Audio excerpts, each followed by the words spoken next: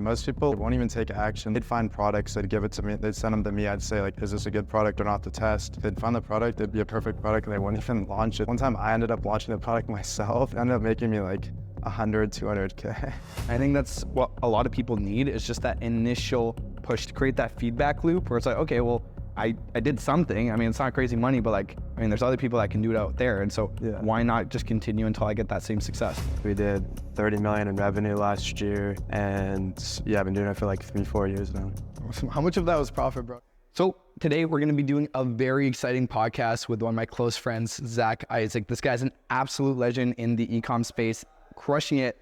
No one really knows his story. So I told him he has to come onto the pod, share some sauce, and just vibe out. So Zack, I'll let you do a little intro here. All right, yeah, so my name's Zack. I ran an e-com brand we sell family board games. We did 30 million in revenue last year. And yeah, I've been doing it for like 3-4 years now. Awesome. How much of that was profit, bro? Because everybody wonders, you know? Yeah, it was like 20-ish%, a little over 20, so about over 6 million in profit. So you pocketed 6 mil last year. Yeah. At how old? 23 years. You're 23 years old right now. Insane. A lot of people still don't think that e-com works. Yeah, it's crazy. The only bad thing is you don't have the cash flow. So like that 6 million, I can't just go fucking spend that on whatever the fuck I want. Like it's gonna go back into inventory. Like maybe I keep like $1 million or so to like spend, and that's pretty much it. It's just like if you want to scale the business, unless you got a course, you can't really scale without the cash flow. And like, how much do you have to front end? Like, how long do you have to front end that money for until it comes back? So for us, we do like 90% of revenue November, December. So I have the cash until like Q3. So I'll place the order like a little bit before October, like let's say September. We'll place the order for Q4. So the whole year we put money in treasuries, collect the like 4% or whatever, and then put it all back in inventory. So it's just kind of like stored. I don't touch it, and then it goes back in inventory for Q4. I mean, basically just order like 1 million games or this year we'll probably order like 1 million games in inventory, which is like, it's like, I'm not gonna expose the product cost, but it's like $4 or $5, so. Insane. Yeah. So, okay, wait. So 5 mil-ish is made in the last 2 months of the year. Yeah, last year we did like 13 November and like 12-ish in December. So literally 25 mil. So literally 25 mil. Crazy. And then the rest of the year was like 5 mil off like the other 10 months. Yeah. Literally. Wow. So what are you doing during those 10 months to prepare for the last 2? Before, I was just starting other businesses. Like I got hella distracted. Started like just random businesses like agencies, some crypto stuff. Started like investing in stocks and all this stuff. Now I'm just like working on getting like right now we just have one board game that's working. In order to like scale to 100 to like past 100 million, which is like our goal, we need a new product. Right now it's just one game. Like maybe we can scale it to 100 million. I don't think so.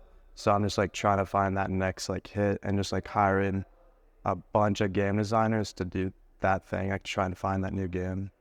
It's great. Even like a whole game designer thing, it's not even something you think of. You just see all these games, you know, in Walmart or online or whatever it may be, but there's actually someone architecting like all of these games. Yeah, it's crazy.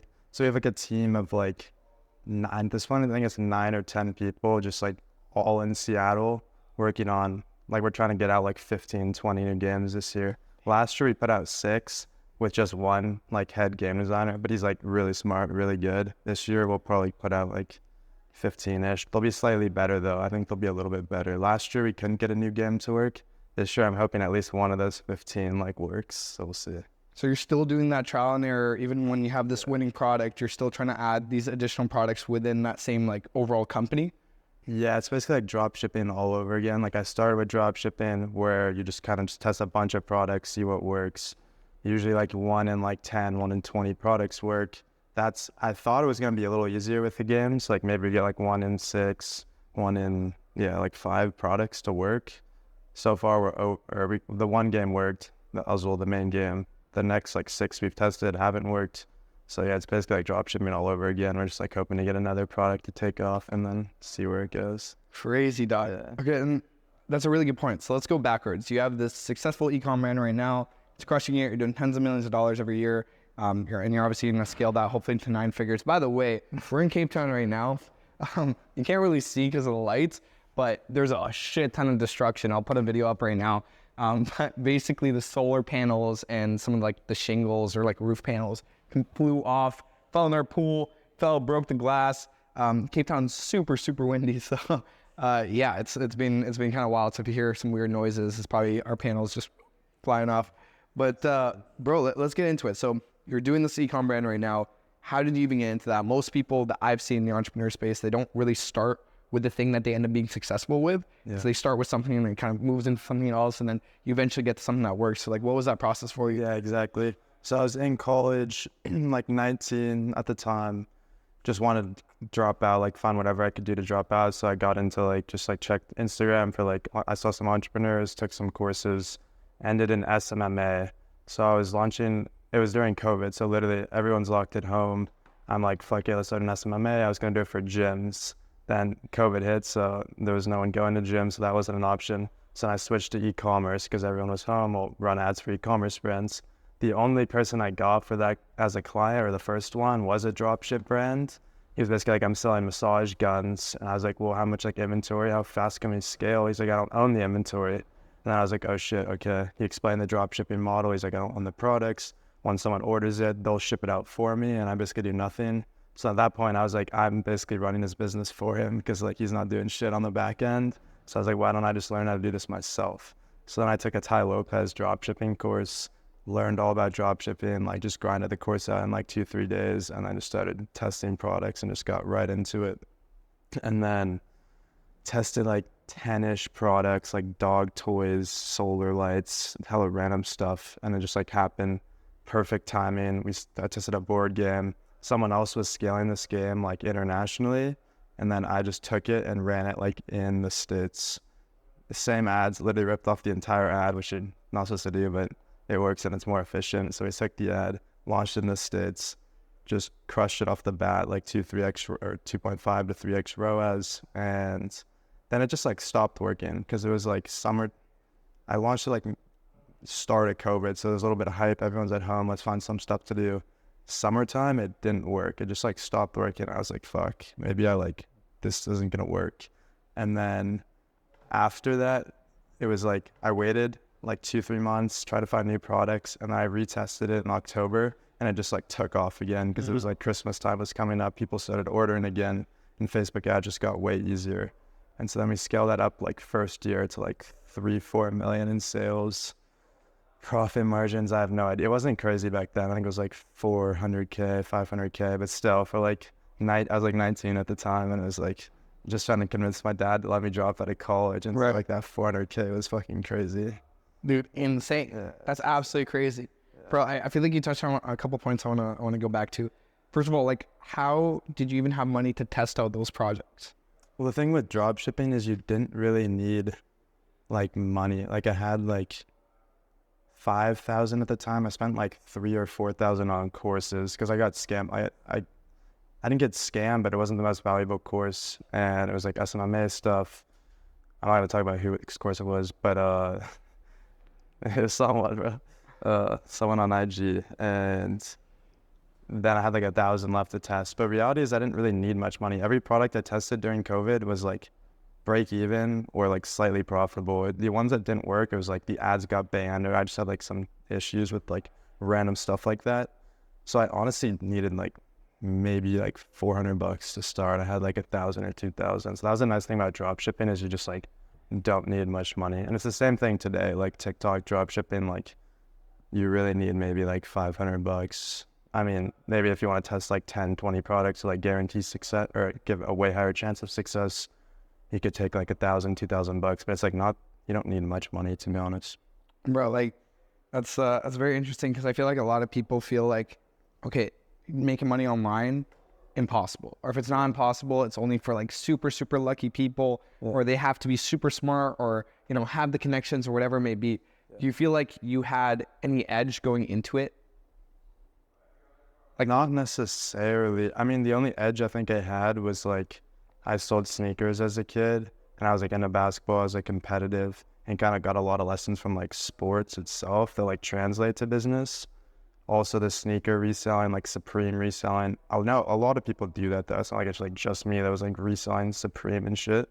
But I guess that was like e-commerce. It didn't really translate too much, but I guess it got me like comfortable and like understanding that you can make money like reselling or selling stuff online.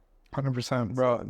Dude, I think every entrepreneur feels the same way. It's like that first money you make from something that you created, or that, you know, a discrepancy in pricing. You found it for X amount. You can sell it on this other site for X amount, or whatever it may be. It's like the sweetest money you'll ever taste. Sweetest money, because it's proof of concept.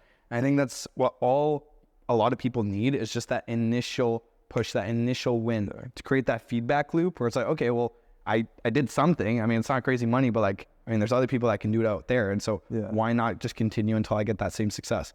Yeah, exactly. So that's like how it was. Yeah. It's just like once you get that first sale, you just kind of get the momentum and it just carries over. You get some confidence going. And then, I mean, I always believed I was going to make it work. It was just like when, and like getting the first sale definitely helps a ton. The Shopify, like cha-ching, is crazy.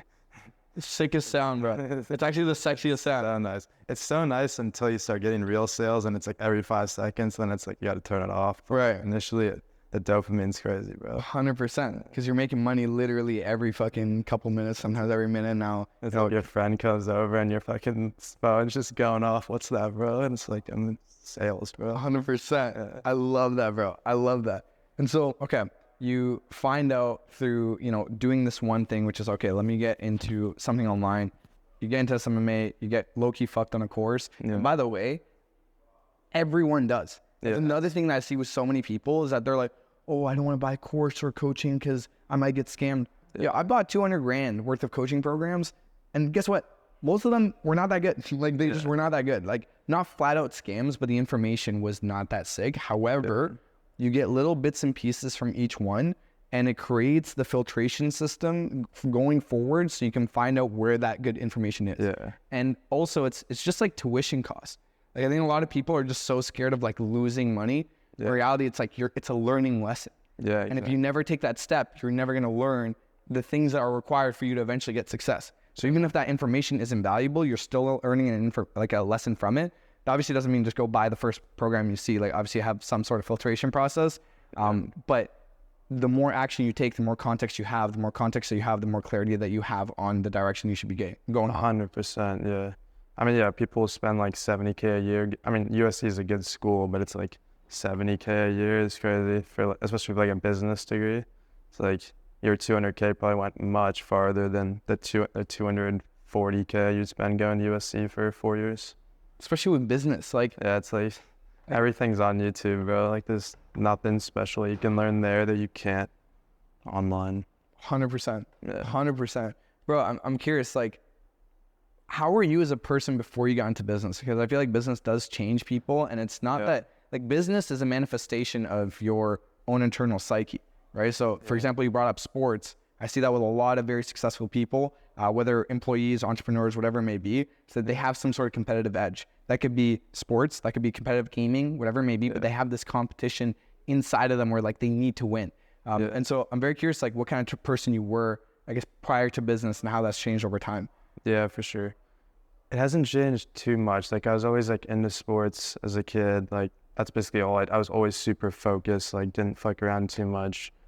Just like I mean, as a young kid, I had like 3 sports. I played like soccer, basketball, and baseball. So like every season. So like didn't really have time to like hang out with friends every day and like do like normal kid shit. Cause like, I mean, I did, but like I just like was always going from soccer practice to baseball practice to basketball practice.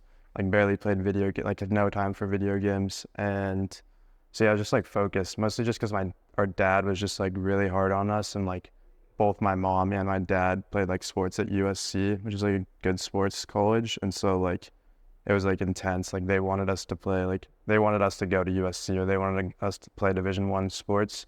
And so it was like pretty intense. Like we just all just like grinded sports pretty much. And then up and through high school, played basketball, got tons of injuries, and then just like wasn't good enough to play in college because I just wasn't good enough, and was out for like 2 years in high school because of my injuries. But yeah, that's been it. And then, but then as a kid, the other change is probably like as a kid, I was like a lot more introverted, terrible at communication. Not terrible, but like not the best. And so like business forces you kind of into communication, especially as like a CEO, like running a company with like 15, 20 people. And so I think over time, I've just gotten better and better at like communication. So that's like the other change. I'm very curious on that, bro, because it seems like obviously sports was a big part of your identity. Yeah. Like, how did that feel when that didn't end up panning out the way that you expected, and obviously the pressure from your parents as well? Yeah. Yeah, I felt like empty. Like in college, I like was not happy at all. I don't believe in like depression, but like if there's such thing as depression, I was probably depressed as like a freshman in college. Not just because of that, like because basketball I played my whole life. That was like the thing I'd like go home and like I'd get like not like validation, but like I'd feel like good about myself. Like, oh, I like grind. Practiced like 2 hours today. I got up like 1,000 shots or whatever, and like that just like always felt like good. Like it was a good day. I got my work done. I was productive. I just like felt good. Once that went away, because there was nothing to like really train for, because I wasn't playing basketball, I kind of lost that. On top of that, I had like a health condition that stemmed from literally high school basketball that I didn't find out till like 3 years later. But I just like started getting hella headaches in college. Like literally every single waking hour I'd have a headache. And so that, along with studying, along with like losing the basketball like drive, or just like that like just like feeling of like having something to like work towards, I just like felt kind of like empty. And that's when I was like really motivated to like, I need to like drop out. I don't want to be here in this college. I can't even study because I have a fucking headache all the time. And then yeah, that's like why I got into business. I probably wouldn't have gotten into business if it wasn't for the headaches. I think I would have just like stayed and tried to get into like investment banking, because I always wanted to make hella money. It was just like I didn't know entrepreneurship was like an option. Like I feel like some kids just like don't know that that's like an option for them. Like you watch Shark Tank, and I just remember with my dad like talking about Shark Tank, like how can I do this? And like we just like both came to the conclusion that like they were lucky that like they just took a huge risk that's not worth me taking, because like they could lose everything, and there's just like no reason I should do that. But it is like cool, and I always like wanted to do that. I just didn't think it was like, it just literally didn't feel like an option. And so yeah, once I had like all that stuff, like I just felt terrible and knew I needed something. That's when I like finally got over the edge and was like, okay, I'm just gonna like figure something out, because I don't want to be here, and I'd rather just like make 5K a month online than like be unhappy and miserable in college right now. Dude, so that was like the situation. Yeah. I love that. That's so cool. So basically there was a hole that was created in your life because a lot of that self-identity came from the sports. Yeah. And once that was taken out of your life, you're like, okay, well, what the fuck? What do I do now? What do I do? And so that made you realize one of two things. I think people go down one of two directions. They either, like you mentioned, get depressed, and they kind of do this spiral down to the bottom where their internal thoughts overtake their emotions, and they end up being in a very, very difficult spot mentally, which makes it very difficult for them to see any progress. Or they decide, okay, well, this didn't work. There must be something else out there. And then they go on like the alchemist journey, right? And then they're like, all right, fuck it. Like, I don't know what it is, but let me just go do some shit. Exactly. And then like, what do I have to lose? So, and also something you mentioned I want to tap into is you say you don't believe in depression. Talk more about that. Well, I just think everything's so mental. Like we just met Ibrahim, who does like hypnosis.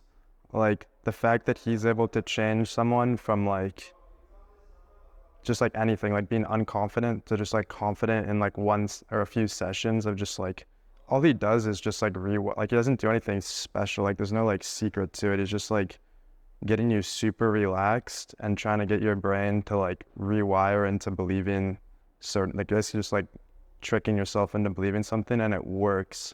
So like if you tell yourself you're depressed, like you're basically wiring into your brain that like you're sad and you can't get out of this. Like you're just like fucking yourself pretty much, versus like if you believe it doesn't exist, then like it's just like either a temporary sadness or whatever, and you just like get out of it, or it's just like you just move on. Like you can't really be depressed if you're like working on something or you're working towards a goal all day, because you like don't have time to be depressed.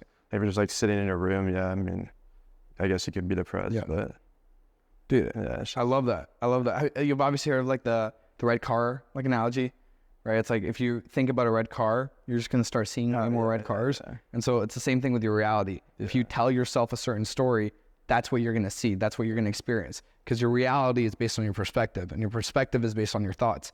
And so if you tell yourself your truth, or a version of the truth that is true to you, that's what reality will provide for you. And so I've said this a lot, but I believe there's two ways of growing. There's getting additional context. So it's just doing more shit, experiencing new things, talking to more people. It's new data points that are entering your brain. Or number two is reflecting and looking at those data points in a different angle. And those are the only two ways where I feel like there can be any sort of growth, right? Or at least that's how your perspective is created to begin with. And so it's very interesting that you say that, because I feel the exact same way. A lot of people, I think, get like upset about that, because you saying that depression doesn't exist, at least to you, to them is telling them like, oh, like what you're feeling isn't real. And the thing is, your reality is, again, based on the thoughts that you have. And so you can just decide to have different thoughts, which sounds weird to most people, but you can just keep telling yourself a certain version of the story.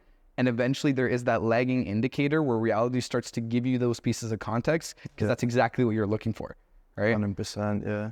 So that's awesome, bro. I absolutely love that. And so, okay, you start the business. This is year 19. You do 400K profit, give or take, on that first year. How's that conversation with your parents? What happens after that? I was just trying to get to 10K a month, because I knew 100K a month would be like best investment banking job. Like there'd be nothing like better than that. And I knew my dad wanted me to, like, all he really cared about was that like I didn't fuck off, and like I just like was on a good path, like living a good life, getting married, having kids, like exactly just like what he did pretty much. He wanted that for me. And I was just like, all right, if I can make 10K a month, I can show him that like this is what I'd be making if I got the best possible job ever, and I'm doing this online at home from my convenience, and it like helps with my like headache, because I can work when I want to. And so like once I got to 10K a month, I was just like, Dad, I'm dropping out of college.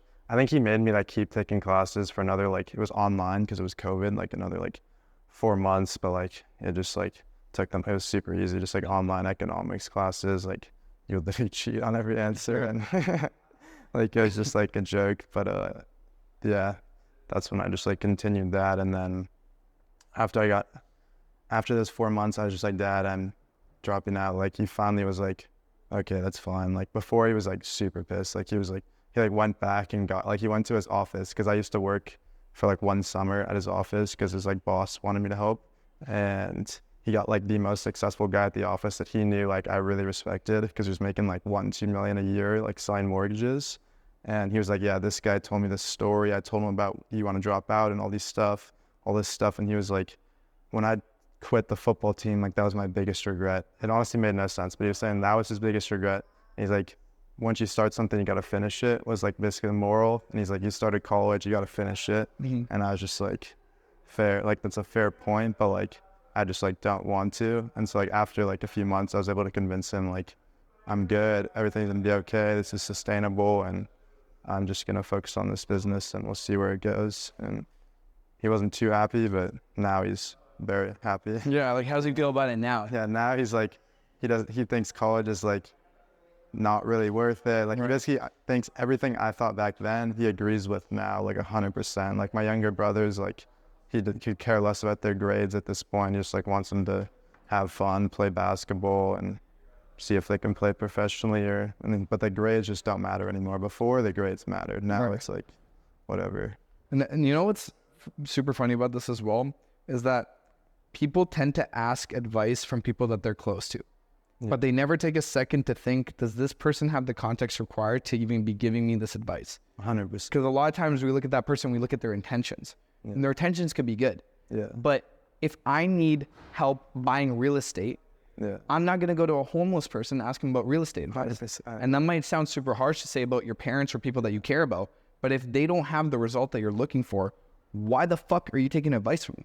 100%. Like genuinely, they can have the best intentions in mind, but why would you not just find the people that have the life that you want or the results that you want in a specific sector?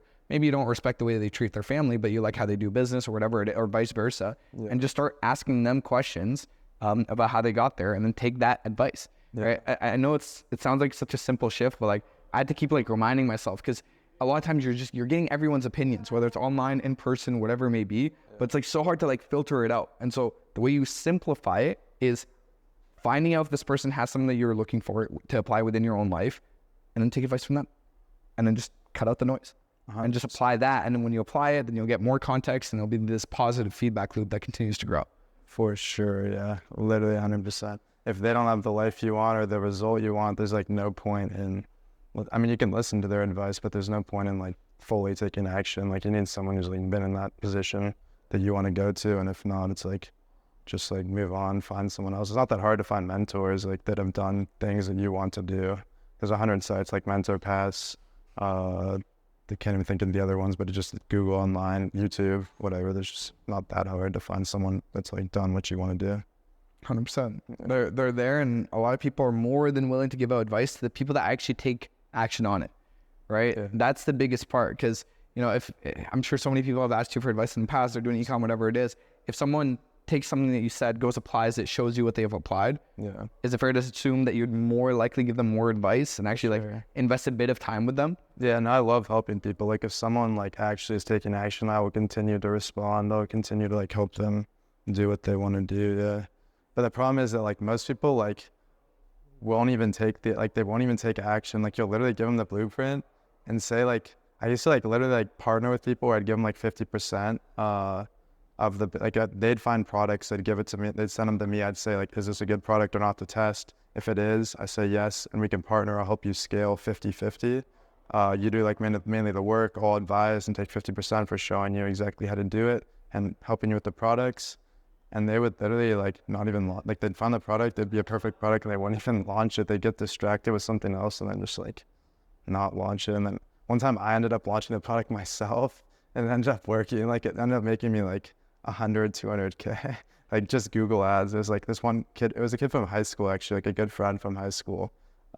He was never like the most motivated, like hardworking, but he was like smart, like he knew what he was doing and he really wanted help. And so I helped him. And then he got the product and got distracted with some girl or something. And then just like, I was like, fuck it, I'm gonna launch this product myself and made 200K. Bro. Kid would have made 200K. I don't know what he's doing now, but not doing that. After that, I was just like, I'm probably not, it's not worth helping you anymore. So bro, you mentioned on it twice here, distractions, right? You've seen it in other people, you've seen it in yourself. Yeah.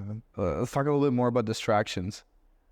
Yeah. I mean, the number one distraction for most dudes is like girls, like relationships. And sometimes it's just the best to just like cut out girl. Like for me, I was kind of forced to, because I just had headaches all the time. I was just trying to focus on that and making money. There was like no time at all for girls. And so like 19 to like 22 was just like locked in. Like all I want to do is just make as much money as possible and try and fix my like health conditions. And that's it. And it was probably the best decision I ever made, I think. Because like one, you lock in, you make more money, you get better communicating socially and all these things. And then once you're done like grinding, now you like actually have time to like have fun. You have money to spend, do crazy trips like the fucking Zambia trip, the Zimbabwe trip we just went on. It was like everyone dropped a ton of money to go on this like crazy trip. But yeah, I couldn't have done that 3 years ago because I didn't have the money. Yeah, that's actually what I want to touch upon as well. And what he's talking about is we just did a fucking insane Zambia trip. Took 11 people in total, some guys, some girls, obviously entrepreneurs and some friends here, and we ended up flying to Zimbabwe. We took a PJ to Victoria Falls on the Zambia side. Helicopter picked us up from the airport, dropped us off at the lodge. We went rhino trekking, safaris. We went into some actual village, local village, and had a bunch of fun there. The lodge was incredible. We had the whole lodge to ourselves. Like, yeah, it was like 20 rooms and no one stayed there, so it was literally just us. It was crazy. And then it's a massive lodge on the water. You could see hippos coming out of the water. I got attacked by monkeys. We both by a monkey. Like literally, we both had to get tetanus shots in our asses, but it's recovered now. And literally had like such an unreal experience with such cool people. And that's really what I want to segue into, because a lot of people think, oh, like money's not everything. Money's not the only thing. Well, no fucking shit. Money's not the only thing, but it is something, right? And so how has money and having access to it changed your, I guess, human experience, if you want to call it that? It doesn't change your like personality. Like, I mean, I guess some people it does, like, but you don't like just become like an asshole just because you made money. Like it's usually like, if you're a good person before, you're a good person now, you don't just like change because of the money. But it does allow you to do like way cooler stuff. Like we could have never gone, we we couldn't have fled private to Zimbabwe or Zambia, had this crazy safari if we didn't have money. Like no one, it was 3 days. Like no one had 20K or whatever to drop on that. Like unless you have like a successful business, and that is just the type of things you can do. Like we can't stay in this crazy villa. We're in Cape Town without money. Like we can't do all the fun. You can, like, and it's just like not as fun, I guess, if we were in a small little villa, just like chilling in like a little apartment with like 5 bedrooms. It would still be like fun, I guess, with the boys, but it's just like you can just do so much cooler stuff. And it's like the supercars, it's like they're honestly, I think supercars are overhyped. Like it's fun to drive sometimes, but to like have like 30, it's like there's not really a point to that. But yeah, you just can do way cooler stuff, I think. Those experiences, that's what like sticks. And you know, to each person, they have different things that they enjoy, but this kind of goes back to our previous point, which is gives you additional context. Yeah. Right? Traveling, meeting new people, having these types of conversations, this gives you additional context. The reason that's so helpful is because it allows you to better navigate the world. And that's why, you know, I've seen this also, like a lot of people will do things that get them to a certain point, but then that's the same limitation that's stopping them from getting to the next point. Yeah. And so usually if there's some sort of bottleneck, if you aren't experiencing these catalysts of shifts, it's because you're missing some sort of context. Yeah. And so a lot of guys, even like I noticed that they'll start making money or whatever it may be, but they don't travel. They don't go talk to other people. They're kind of still in their bubble. Yeah. And those types of people, from what I've seen at least, maybe they're conversing with people online, but they tend to also have those limitations and they don't end up growing. Yeah. And so how has it been for you to travel? Like that specific experience, because you came from the States. A lot of people just stay in the States. I've noticed this with a lot of North Americans, especially actually Americans. They just think America is the greatest place on earth. And it's like, it's the same thing with Puerto Rico. Like Puerto Ricans never leave. They think it's like, there's no place better than Puerto Rico. But yeah, it's like the same thing with America. People just won't leave. A lot of it's because they can't leave. They don't have the money to travel.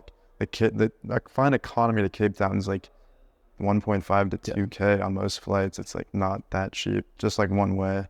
So like, yeah, you do need money to do that. But once you do, like, what would you say to the guys that are sitting on a bit of cash, but they're like, I don't know, I want to just invest in the business? And oh yeah, that was me from 19 to like 22. Like I didn't do anything. I didn't travel at all. I went from like US to Puerto Rico because I moved there for like the tax reasons. But other than that, like I'd barely traveled. It wasn't until like this year or last year.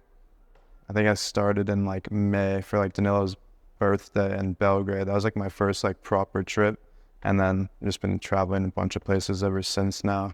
And I don't regret not traveling because it was like good to lock in, but like there's so much to unlock by just like traveling, like seeing new people, seeing what cultures like, especially if you're in e-com, like going to China and like seeing like your actual products being like manufactured and stuff. Crazy experience. Seeing also, it's like good to find products, especially for drop shippers. Like low-key, like secret sauce is like go to China, like go to the fairs, like find products, and or just like explore all the products, because the fairs have all the good drop ship products, and a lot of them are like you can talk to them and say like what's a new product that like hasn't been like on AliExpress or like you just launched, and like there's a lot of insights you can get from just being in China. And so like that's 100% like you need to go to China if you're in e-com. If not, you're missing out. You don't understand the culture. Once you go there, you also start to realize like how important like relationships are to them. Like they value like personal relationships so much. Like my manufacturer will literally like he basically put up his entire manufacturer's like cash flow like into funding us. Like he had like a 1.2 mil of just like debt that I owed him. Wow. And he was just like okay with it because I met him in China. Like we're good friends. And yeah, I mean like if I didn't go to China, he wouldn't have done that. So it's like traveling for business is helpful, but there's also like traveling for fun, which is like a whole nother thing.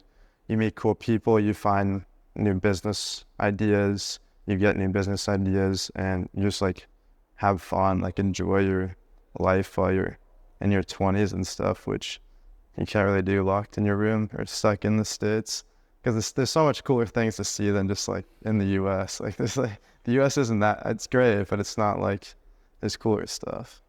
Hearing this shit? Cool shit with cool people. cool shit with. There's no Victoria Falls Yeah. in the States. There's no equivalent. There's no equivalent. Nothing similar. Like Niagara Falls doesn't even come, or I've never been there, but supposedly it doesn't come close. I've been to it. It's, I mean, again, like, go experience it, but that doesn't mean just stick in that one spot. That's a very naive move to make. Let's talk girls. So you said you locked in 1922 beforehand, also just always playing sports, never had time for pretty much anything outside of school and sports. How have things shifted since?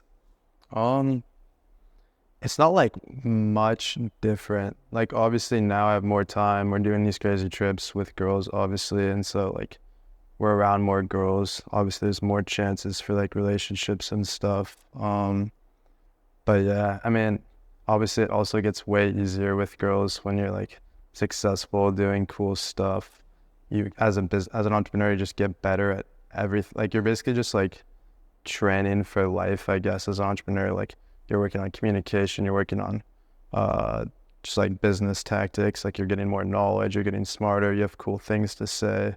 You're just like more interesting, and that just like overall helps and just makes it way easier. Like, dude, I love that you hit those points, because I think a lot of people that haven't really made a lot of money or whatever it is, people try to cope, and they say, oh, like, you know, I need to get a girl before I make like any sort of amount of money or whatever it is. I need my day one, which, don't get me wrong, there's a lot of value in that. And if you have the opportunity to do so, and she's like a proper girl and will get you to where you want to get to, amazing. Happy for you that you found that. Now, the other side of it is, I always try to look at it from the lens of what would I want in my daughter or for my daughter. And that should also be the expectations of the mother of my daughter, right? Yeah. And so would I want my daughter to be with an uninteresting guy, someone that can't communicate, someone that can't traverse the world, someone that doesn't have the ability to grow, right? Which are all byproducts of running a successful business. 100%. So it's not that the money is the only thing. Obviously, there's gold diggers out there. There are girls that are very shallow and like that's all they look at. Yeah. But it's all the side effects of running a great business and all the growth that you had to have along the way that just makes you more of an attractive partner. And that's all I'd ever want for my fucking daughter. You know what I mean? Yeah. So I think that's a massive misconception, is that you won't be able to find genuine girls or good girls or whatever it is. If anything, you just get more options. Yeah. Like both on the not so good radar or scale and on the much better scale.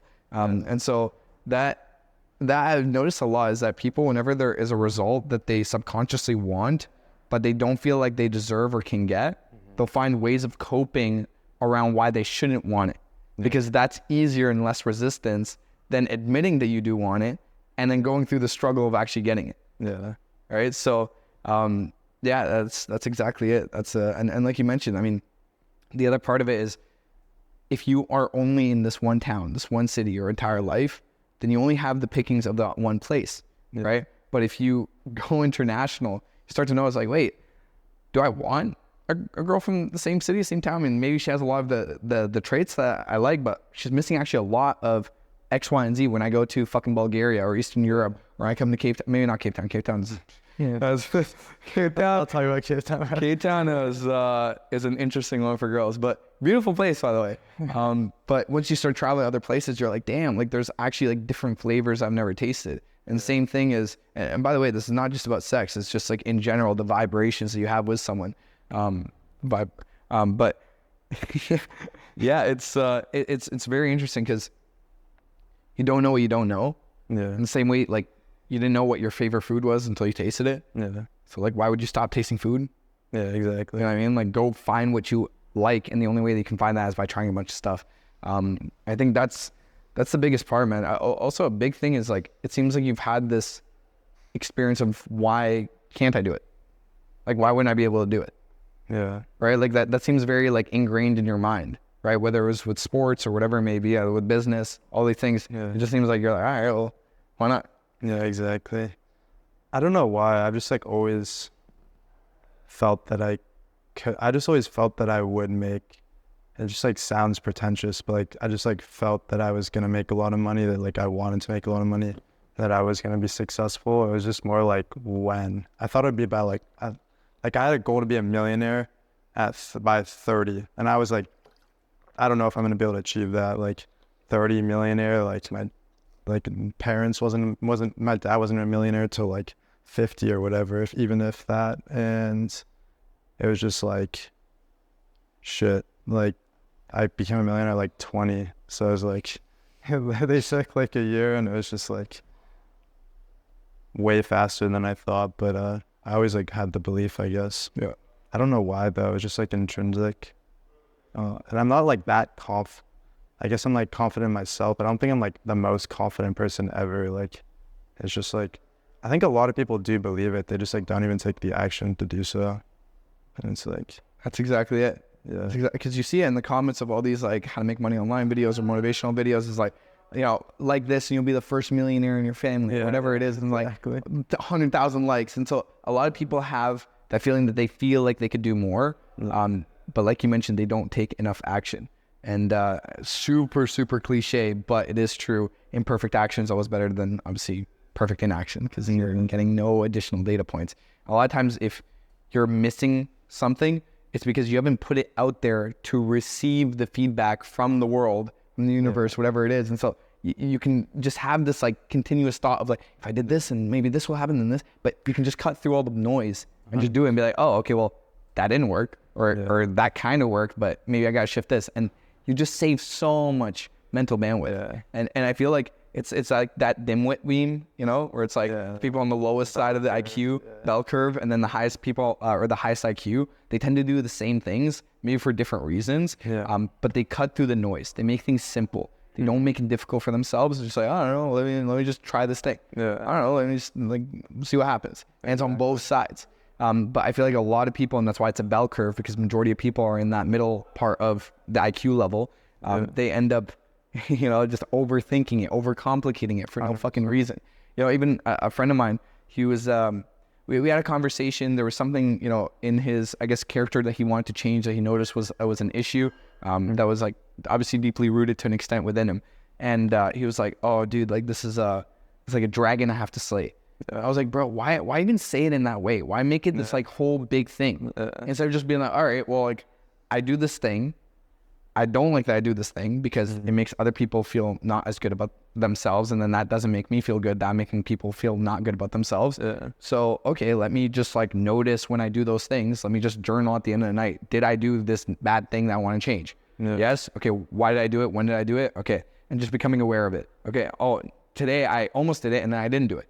Oh, I'm seeing progress. And if you just continuously be reflective upon your progress, then eventually you do change your character, and it's like, boom. It's like, it doesn't have to be this crazy fucking tsunami. It's like, I'm a fucking warrior. I feel like some people want that, but in reality, if you just like make it like nonchalant and just easy, it becomes way easier. Yeah, the thing is like 99% of people like don't even try. Like literally you just need to try. Like they'll literally trick themselves into thinking like for example, I have a friend who's like into fitness. He got his master's. He's like really smart, has all the knowledge to launch like a really high quality, like not like scam course, like really is like a full master's in kinesiology and all this shit, knows so much about the human body. It's taken him 4 months to launch a course that's like, maybe I probably would have finished that course in 3 days. Yeah. I'm just like, bro, like why, like what's holding you back? And it's really just like, it came to the root cause was literally he was just like afraid of failing pretty much. He like wanted to procrastinate and like keep trying to make the course better because he was worried it was going to be bad and like not work. But the thing is like, you need to build the hardest part is the marketing part. Like the course is going to be good. He knows what he's talking about. He can help people. It's just like, he just needs to like get it out there and just finish it. And like, but the problem is there's just like always, they just like don't try. And it's like, they trick their mind into like thinking all these like limiting beliefs. And it's just like, just try, grind out for 3-4 days and just like get it out there and test the product, you know? And bro, I've been super guilty of this as well. I still am a lot of times. I have to like remind myself. But I mean, it's very deeply ingrained in us to fear societal, basically not pressure, but societal, what's the word here? Basically being ostracized by other people. And that's deeply innate, like in us, because back in the day, fucking tens of thousands of years ago, we were cavemen. And if you were subjected to ostracization by the group and you were kicked out of the group, you could fucking die. So that was like stuck in our brain because some fucking alligator will come out and eat you. No one else was going to save you. The thing is, we live in modern times. Those same fears are very irrational based on the current reality that we have, but they're still ingrained in our psyche. A lot of people are like, oh, that's just how it is. It's like, no, you can change your psyche. You can just tell yourself it's going to be okay. And so when you really look at it, the risk versus reward, the risk is that you post something, people call you stupid, or you're not going to succeed, or whatever it is. But the reward is being able to change your life, your family's life, everyone that you'll ever meet, have an incredible human experience. Like, that's not even close. It's not even remotely close. For some reason, your brain just puts so much weight on the, like, someone's gonna comment something negative, or my high school friends are gonna think I'm like an idiot for starting this business, or like they're gonna make fun of me. And it's like, all right, they probably will, but like, are they actually your friend? Like, no. Like, if they're gonna shit on you for starting a business, like, that's like not that. Just move on, bro. Yeah. There's more friends you can find. And you're not even going to want to hang out with them anyways, because you're going to outgrow them. Like, you're going to be so into business and so focused that, like, you're not going to have anything in common. We were literally talking about that yesterday. I think it was, like, I don't know if it was with you, but it was, like, Shelby, I think, and you, or someone. And we were just, like, there's not much to talk with, like, old friends, because you just become... There's just, like, the surface level stuff you can talk about, but it's just, like, so unrelatable. And, like, you're growing, you're becoming... a better person overall. Not even a better person, but just like more into like business, self-improvement and all these things that everyone else just is like still talking about old high school stories or whatever, that it's just like not that interesting. And so just like, it's going to be hard to hang out with the old friends anyways. Might as well just get started, you know? Dude, I love that you touched upon this point, because I want us to like brainstorm right now. Like, what are those things that limit people from getting to that next level? Like, one is obviously those limiting beliefs and that they can't do it. One is obviously their friend group, right? Like, I mean, I think 100%. Basically everyone that does well, not everyone, but majority of people that do well no longer are friends with their old friend group because of one or two reasons. Either their friends go, actually it's always the same reason. They didn't want to grow with them. That was it. It just, their friends wanted to do one thing, they wanted to do another thing. Friends wanted to stay in the comfort zone, they wanted to grow out of it.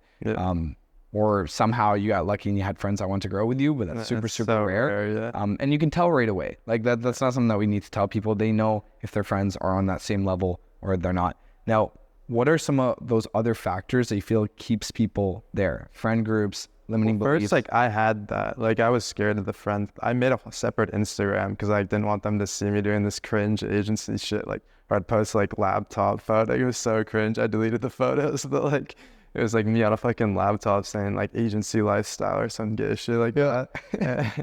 I got shit on. Like, they saw it and they like commented, but it's like, what, it didn't really affect anything. And yeah, like, I had that. But back to the what else? I think the one thing that people don't have, which isn't really a trait, but it's just like the urgency. Somehow you got to create, like, if it's fake or real, like, somehow you have to get some sort of like urgency. Like, I need to get this done now, or like, I'm gonna like for me, my headaches was like my urgency. It was like, I genuinely was like, am I gonna like die? I didn't like actually think I was gonna die, but it's like, I can't like survive like 10 years of having headaches every day. I'm literally gonna like kill myself if I like keep fucking dealing with this. And so I was like, I need to get money so I can get the best doctors and like heal this fast. Like, that was like my urgency. But like, if you don't have urgency, you can procrastinate for years. Like, there's just like nothing you can do. But that's not really a trait. So trait wise, that's a really good point. It's creating some sort of urgency. That's a fantastic point. Why do you feel like most people think they have urgency? They want things right away, but then they always drop off. Like, they don't actually have real urgency in their life. I just don't think it's like important. I don't think it's like a big enough urgency. Like, they feel like it's urgency, but it's like somehow you have to trick your brain into thinking like, I only got 10 days to get this thing done, and like actually believe it. I don't really know how to like force that though, is the thing. There's a law on this, right? Is it Murphy's law? No. There's a different one, but there's the idea that if you give yourself a certain amount of time, then you'll do it in that time. Exactly. Right? And then questioning, is that time that I gave myself, could I do it actually in less time? And then forcing yourself to do that. And then also like actually celebrating some of the wins. I think creating feedback loops is super important. So let's say you have a vice or something that you enjoy doing. It's like putting that behind a paywall of work, right? And so it's like, okay, I can only go and play, an hour of Call of Duty if I get this done. And until then, I'm going to take my PlayStation, I'm going to give it to my mom and say, you're not allowed to give me this until I finish this specific task, right? And so it's creating that necessity that you, or this thing that you want, put it behind the thing that you need to get done. So then creating that feedback loop until you get to a point where that activity gives its own feedback loop, and then you no longer need the thing from before. 100%. Yeah. It's the same. Everyone knows how to do this. Like everyone's done that last minute homework assignment, and they've gotten it. Like they have a test tomorrow. They study the night before and ace the test because like it just like they had no option. Like they wanted to get a good grade. They needed to get a good grade, or else they were gonna like fail the class or whatever. So they studied and got it done in like a few hours. Whereas like if they started a week ago, they would have studied for like 20-ish hours. But they got the same amount of work done in that 2 hours probably that they would have in the 20 hours, just because they had a deadline and they knew they had to get it done. And so you just have to somehow like fake that, or like somehow just like create that urgency, like the Xbox example. If you want to use, if you love Xbox and you love playing video games, do the exact same thing I just said, like give the PS4 to your mom, somehow lock it up, and then you don't get it until you finish your thing. I love that, bro. That's exactly it. That's literally it. And so what about now? Like, okay, this is how far you've come. You've gone through all this progress. But I mean, bro, we're not perfect, right? Obviously there's a lot of shit that we're still figuring out here. What are you looking forward towards right now? What are the things that you want to work on? What are the things that you're, I guess, still figuring out? For me, still communication, because like I want to scale to like crazy numbers. Like I have big goals for the company and just in the future. So like to manage a 500,000 person team, like I don't think I can do that right now. Like I don't think I'm a good enough leader and at communicating to do that. So like that's one thing 100% need to get better. And also these trips, like with entrepreneurs, it just does help. Like doing podcasts helps with communication. So that's one thing. Two, probably like my relationship with like God, and just like fully like reading the Bible, like exploring other religions and like actually taking that seriously. Cause I just like haven't had time yet to like properly go in depth and like really build the belief. Like I believe in God, and I think it's most likely that there is a God. Like I can't really comprehend the atheist like point of view, because it just seems like way less likely. But like I haven't done enough. Like once I read the full Bible in depth, like read summaries and like actually study it, I'll feel like better about my belief. But that's like one thing I do want to work on for sure, is my relationship with God. Third is, I don't even like experiences, like what we're doing right now, just like actually like using my money or using my 20s wisely, like not partying every day, like traveling all the time, but just like getting those experience. Like the 3-day trip that we had in Zambia is perfect. Like you get so much, like we literally went from 7 a.m. to like 11, just like filled with activities. That was like the most efficient 2-3 days like ever. Yeah. Like literally got so much, like literally probably that was like someone's like 10 years of experiences we got in 2 days. Yeah. Literally like that was so efficient. Like stuff like that, like going on short but like insane trips is like just like more experiences. So that's the third thing. Yeah, that's pretty much it. Dude, you know what I love about what you just mentioned? You didn't just say the goal, but you had enough foresight into how you were going to achieve those goals. Yeah. And fair to assume that the only reason that you're able to think of something, be like, I know I'm going to achieve this. I know the direction I'm going to take because I know how my mind works. Yeah. That only happened because you grew in business, right? That only happened because back in the day when you were like, all right, I'm going to get into business, you probably did not have the foresight that you have right now. Yeah. 100%. Right. And so it's easy for, people to assume like, oh, like these guys that have grown in business and done well, they've always thought that way. It's like, no, they've grown because they had to learn how to think in that way. And then that allows them to continue to progress in multiple aspects of their life. And so you explained exactly, okay, communicating, well, how are you going to do that? By getting onto more podcast conversations with other entrepreneurs, boom, with God. Okay, well, that's like like a lot of people are like, how do I connect with God? It's like, well, go read the teachings, right? Go get the context that you're missing. Stop listening to just random people first. Go find your own insights. Okay, cool. And now the trips as well, these experiences, because now you've experienced both sides. You've experienced these longer trips where you do a couple things here and there, and then you've experienced this blitz. And this blitz allowed you to realize, like, this is way sicker. This is way fucking sicker. And so that's so cool. And that really that comes from, again, the confidence that you build through doing the things that eventually allow you to grow. And so there's a quote by Steve Jobs again, like I always say it and I love it so much, but you can't connect the dots looking forward. You can only connect them looking backwards. 100%. Yeah. Such a good quote. It's perfect. It's like the perfect quote. And so, just know that everyone that's in a situation that you want to be in at some point had no fucking idea what they were doing.